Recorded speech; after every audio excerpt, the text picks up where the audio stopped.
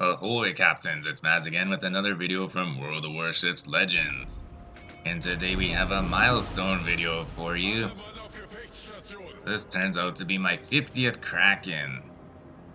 And the ship we're in today is the Großer Kurfürst, the legendary tier German battleship. One of my favorite ships in the game.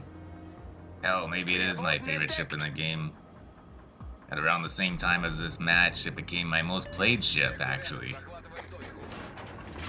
Well, in this match, we are on the map Fault Line, in a game of domination.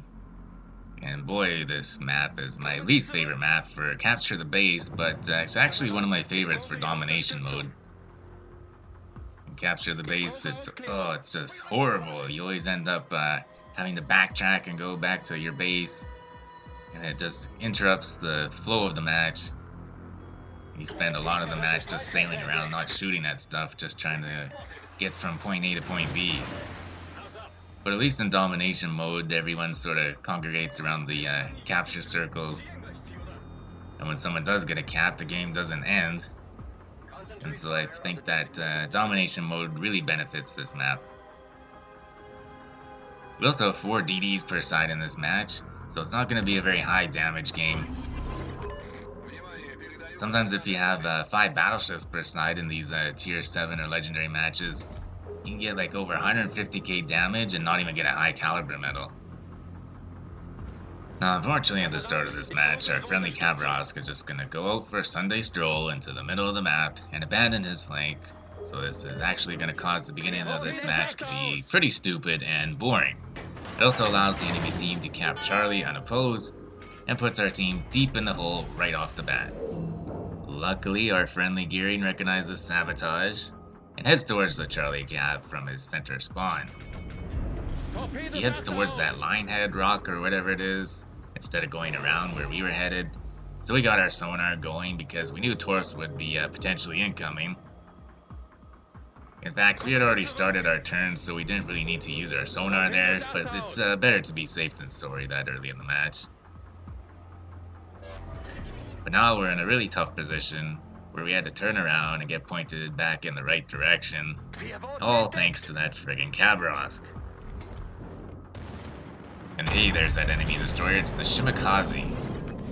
Looks like our Gearing has spotted him.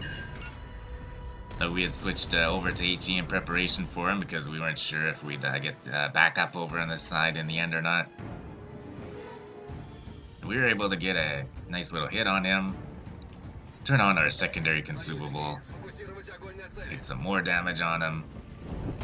He did pop his smoke, he's taking evasive maneuvers, and unfortunately our team wasn't able to finish him off, but we were doing the right thing, everyone was shooting at him. That's what you gotta do to win domination mode games. You gotta eliminate those destroyers first. Hell, eliminating the destroyers in any game mode will go a long way to securing victories for the team.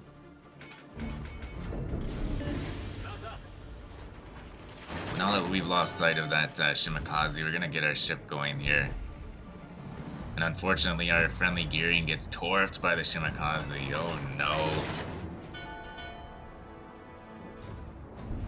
So now what are we gonna do? Well, I'll tell you what we're gonna do. We're gonna take things into our own hands. We know that Shimakaze is pretty low in health. He's getting backed up by Massachusetts, and over below Bravo Cap was Baltimore, the other ship that spawned in below Charlie Cap on the enemy team. And he was kind of spotting us for a moment until he disappeared behind an island. But the idea here now is to go destroyer hunting. Now, if we're gonna lose this match because of inept destroyer play, we may as well go down fighting.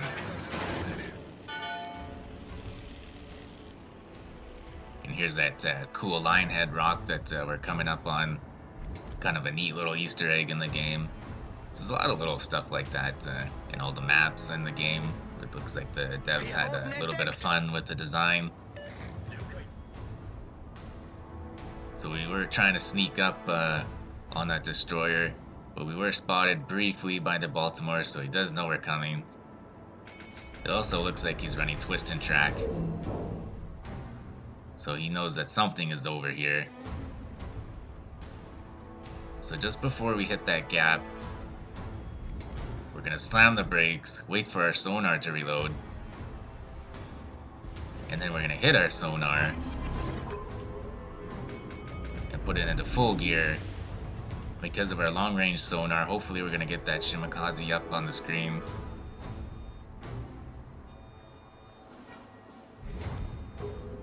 And our sonar was able to detect the Shimakaze. I love it when a plan comes together like that. We were able to eliminate him for our first kill of the match. And a big pain in our ass is off of the board. Torpedoes off backboard. So now we can just keep chugging along towards the Massachusetts. He was quote-unquote backing up the Shimakaze.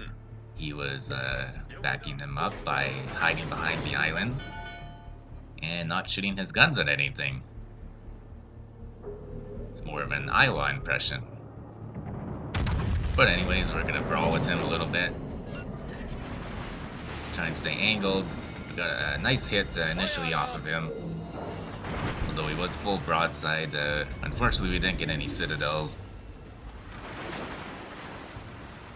Looks like he might be running the secondary consumable because they're doing a bit of a number on us.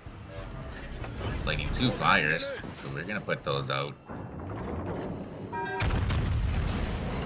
But guess what? We also have good secondaries. And you know what? Screw it. Let's use our secondary consumable too. Seems like he's a bit of a newer player, because now he's turning out, which gives us a bit of an advantage here. We know that his gun turrets are going to be pointed away from us, so we're going to swing around and get all of our turrets involved. We had 1 incapacitated turret, so we only have 3 to shoot at him right now. We aimed them above the waterline to try and penetrate the upper belt without all bounces. Sometimes you just don't even know with this game. It seems like he's also getting distracted by our Yamato teammate who is entering the cap. And he starts angling towards him, which raises his citadel out of the water.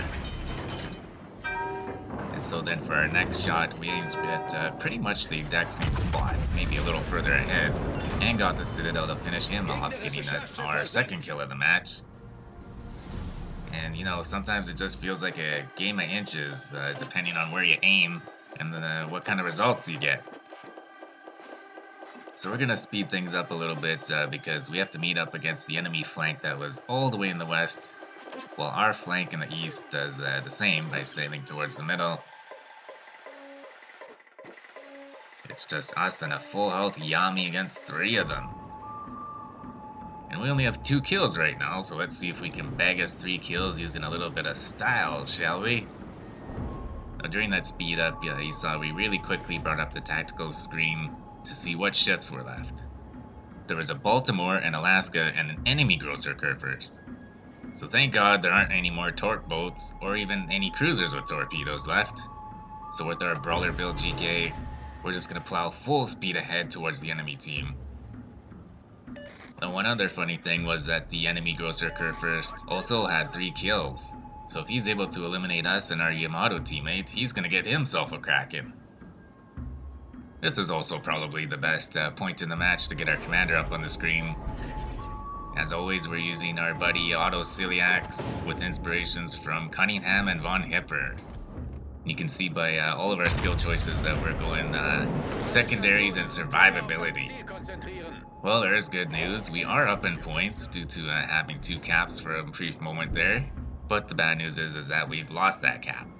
But the other bit of good news is that Alaska is on life support, so we're just going to head straight for him and try and finish him off. But again, the bad news, look at that Großer Kurfürst's health. Holy shit, he's like full health. And then, oh boy, the Baltimore appears. What the hell is he thinking? These 2 cruisers are definitely trying to win a little bit too hard. They have no business being out in the open like this. But it just makes it all the more fun to us. We're going to try and eliminate them both. We alternated shots between the Alaska and the Baltimore. we had flipped on our secondary consumable, and after finishing off that Alaska with our main battery, our secondaries finish off that Baltimore, netting us a double strike. Those are sinkings number 3 and 4 in this match. And now if we can just ram this Großer Kurfürst, that'll net us the Kraken and the win. So let's just go right for him. Our Yamato teammate took a pretty decent chunk of his health there. And we thought we were angled towards him pretty well. But maybe he found our superstructure and started putting some pretty good damage on us. Due to his health advantage, we're probably not going to win a 1v1 situation against him. So that's why going for the round would be a beneficial tactic. We also gotta hope that our Yamato teammate doesn't poach the kill from us. And we can only assume that because we're at such low health that the Kurfürst is gonna focus on us. But this guy must be running steering gears or something because he takes a wicked 90-degree turn. He realized what we were up to. This guy's no slouch. And as we come up on him, just missed the ram by like a couple of meters. You can even fit a destroyer between us if we were so close. But it's funny, he's not paying any attention to us. His guns are focused on our Yamato teammate. Oh no, what was our Yamato doing? He gets dev struck by the Kurfürst. And oh crap, we gotta slam the brakes. We don't want to ram now. Don't ram, don't ram. And now it's down to Kurfürst versus Kurfürst. This enemy GK also now has 4 kills, so it is a winner takes all the glory situation here. We were on fire, but we put our fire out because we couldn't really spare the health. He knocks out one of our turrets, but thank goodness he didn't finish us off. Time's running out and he's getting desperate. We're under 5 seconds. So he goes for the high risk play and tries to get his front turrets involved. But our last remaining functional front turret reloads just in the nick of time. And we're able to eliminate him, getting us the Kraken, also a high caliber, getting ourselves a dreadnaught and a fireproof. And holy smokes, what a win for the team. Boy, I love this ship. And what a match we just had in it. Over 125,000 in damage, along with 5 sinkings, 166 secondary hits, not too bad. Then we get a whole whack of medals here. Dreadnaught, Fireproof, Close Quarters Expert, Double Strike, Kraken Unleashed, and a High Caliber. And oh boy, look at that team results screen. Our friendly Kagero was putting in work with over 3,500 base XP. Wowzers. Great job by him. Well, there you have it. What a match to get our 50th Kraken in. If you did like that video, go ahead and hit that thumbs up button. If you want to see more of my videos, hit that subscribe button. Feel free to leave a comment down below. And as always, stay healthy and do what makes you happy.